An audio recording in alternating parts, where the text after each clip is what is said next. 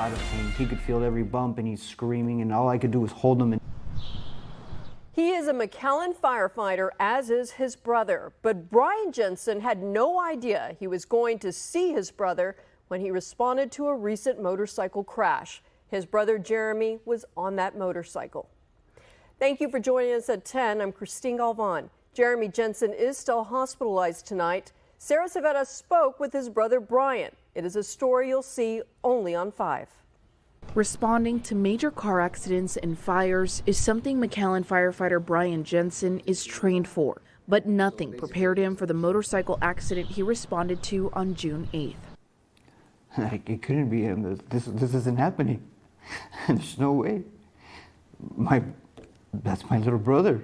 Like, somebody hit my little brother.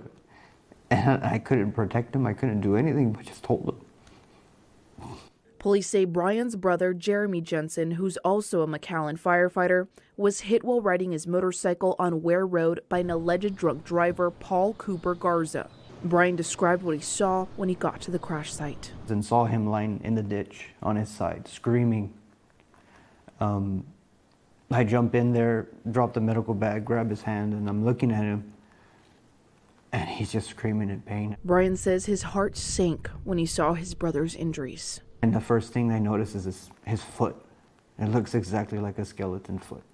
And I'm feeling the pain of my brother and looking at what I'm looking at. We realize that his pelvis has been broken in half, front and back, like an open book.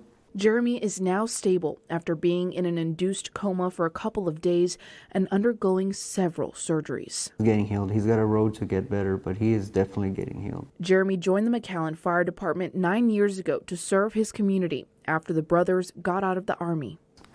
We love serving the community. It's something we were born to do.